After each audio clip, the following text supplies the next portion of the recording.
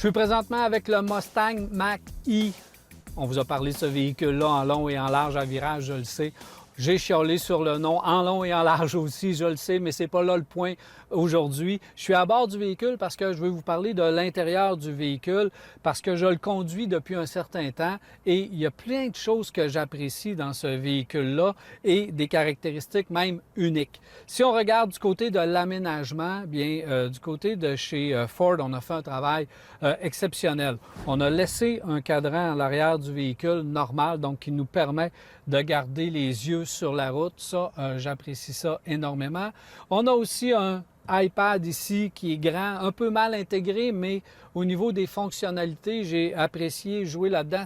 Ça prend 2-3 minutes, là, mais après ça, on commence à s'y retrouver et on apprécie vraiment l'information et de la façon aussi que Ford a placer l'information dans le système. On peut personnaliser aussi son véhicule si on est 2 ou 3 conducteurs. C'est une caractéristique que j'aime beaucoup. Si on regarde la console centrale, ça s'immisce dans les nouveaux véhicules électriques. Donc, les véhicules électriques de nouvelle génération, et j'entre là le Kia EV6, la Ioniq 5 de Hyundai. C'est des véhicules qui nous laissent beaucoup d'espace à l'intérieur. Alors, lorsqu'on conduit le véhicule depuis un certain temps, moi, je me suis aperçu que j'apprécie justement cet espace-là. J'apprécie de la façon qu'on l'a modulé également. On en a placé un petit peu partout et ça fait en sorte que ça facilite la vie. Ça normalise un peu le véhicule également parce qu'on n'a pas l'impression d'être dans une soucoupe volante.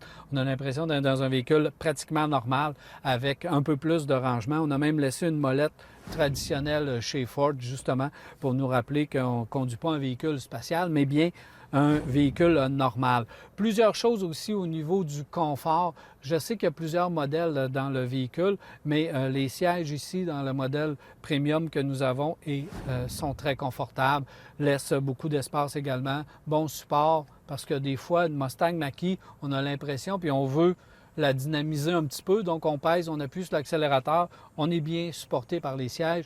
Arrière, beaucoup d'espace sur les passages arrière, beaucoup d'espace pour le rangement également. C'est un sport utilitaire utile, on peut placer des objets dans le coffre sans aucun problème. Si on regarde maintenant le comportement lorsqu'on roule avec le véhicule, je le sens un peu lourd, évidemment, il y a beaucoup de batterie. Le centre de gravité est un petit peu plus haut qu'une voiture normale, mais ce n'est pas pénalisant sur la tenue de route du véhicule.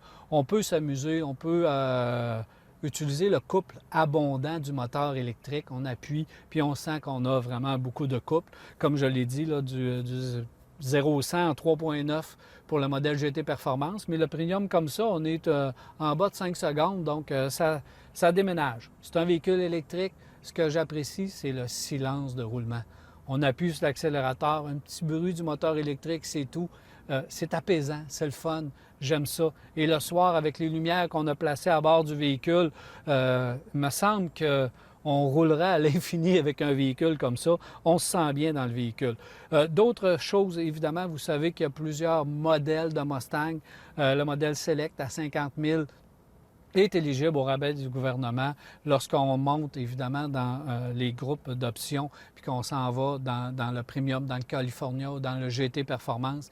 Évidemment, la facture augmente, mais aussi on peut avoir davantage d'autonomie parce que ça part à 397 km d'autonomie le véhicule et on va jusqu'à 505.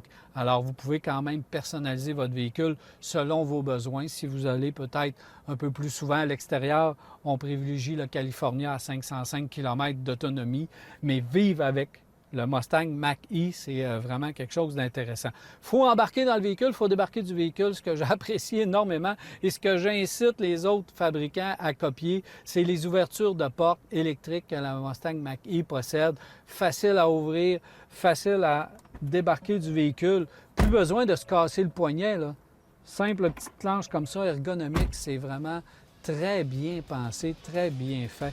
Alors, plusieurs belles caractéristiques à l'intérieur du Mustang Mach-E que j'apprécie. Je voulais simplement vous les partager.